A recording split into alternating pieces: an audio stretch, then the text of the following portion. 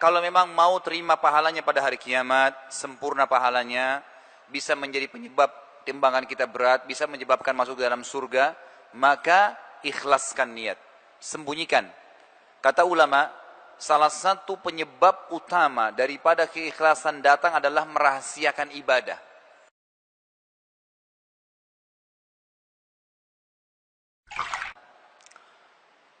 Muridnya lalu berkata lagi, wahai imam, nasihati kami dalam hal ibadah. Apa saran anda dalam masalah ibadah untuk kami? Beliau mengucapkan satu kalimat, jemaah sekalian, yang kalimat ini kalau orang memahami dengan cara imania, itu luar biasa bobotnya. Beliau mengatakan saja, alaikum bil asrar. Apa itu?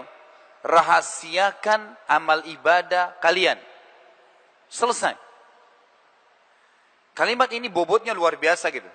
Artinya, kalau memang mau terima pahalanya pada hari kiamat, sempurna pahalanya, bisa menjadi penyebab timbangan kita berat, bisa menyebabkan masuk ke dalam surga, maka ikhlaskan niat, sembunyikan. Kata ulama, salah satu penyebab utama daripada keikhlasan datang adalah merahasiakan ibadah. Berapa banyak orang subhanallah, badannya dikatakan, pada saat selesai sholat malam, kemudian pagi hari masuk kantor, pegel badan saya. Kenapa? Tadi malam tahajud. Ada orang, baru aja temannya ngomong, kayaknya hari Senin nanti saya mau puasa. Oh, saya sudah 2 tahun, 3 tahun puasa Senin Kamis. Kalau anda niatnya memang ibadah untuk dipuji oleh orang, tidak usah repot-repot pagi-pagi, malam-malam sholat, kemudian pagi, kemudian ceritain di kantor, nggak usah. Ambil sejadah, ketuk rumahnya orang itu jam 2 malam, lalu tebar sejadahnya, saya mau sholat tahajud, lihat. Begitu, ya apa bedanya?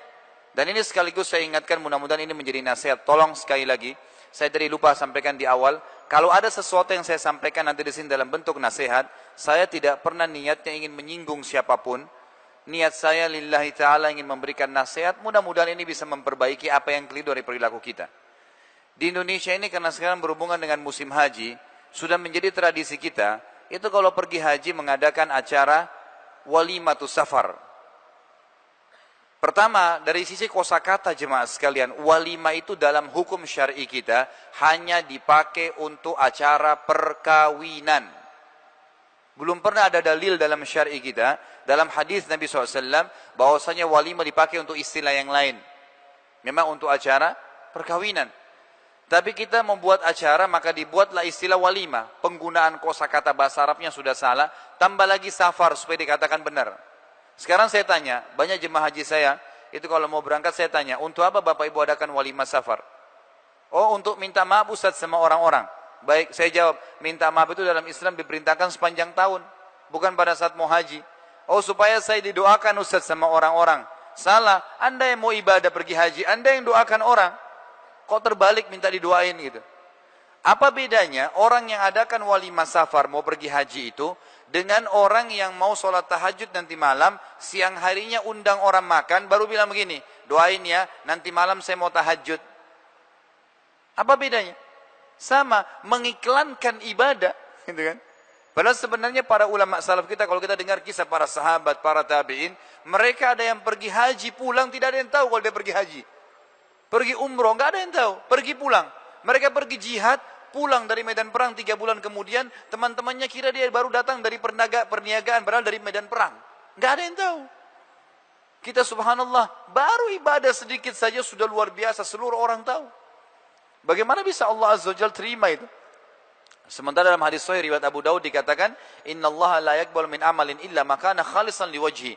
Allah tidak akan terima sebuah amal kalau kecuali kalau itu ikhlas dikerjakan. Ikhlas bagaimana disembunyikan, dirahasiakan. Kecuali memang kita harus terang-terangan, kayak sholat berjamaah itu pun kita kontrol, gitu kan.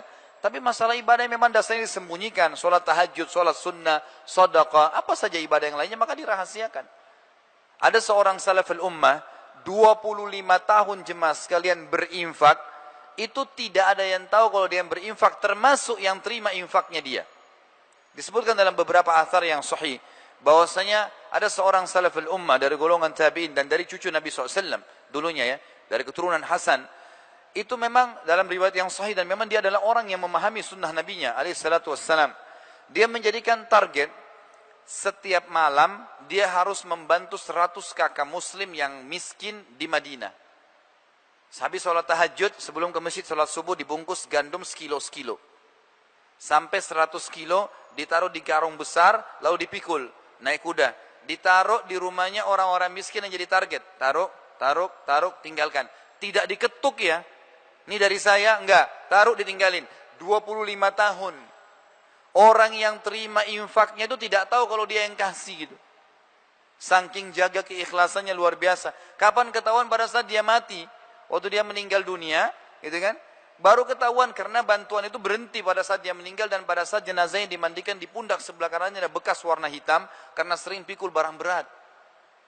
Orang lain lagi di antara salaful ummah ada yang puasa Senin Kamis.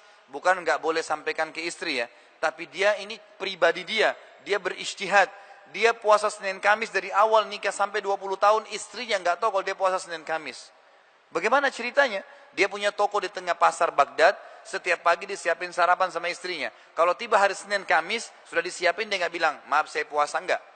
Bungkusin buat saya bawa ke toko. Dibawa pada waktu makan siang dikasih fakir miskin. Dia pulang rumahnya setelah sholat maghrib. 20 tahun dia puasa Senin Kamis, istrinya nggak tahu gitu. Itu bagaimana mereka pekahnya menjaga amal ibadah gitu. Bagaimana dengan kita subhanallah yang baru 2 tahun puasa Senin Kamis. Mungkin baru infak ke yayasan 1 juta. Sudah seluruh dunia tahu infak itu. Maka nasihat Rabi bin Haitham luar biasa, beliau mengatakan, alaikum bil asrar. Rahasiakan amal solehmu. Selesai.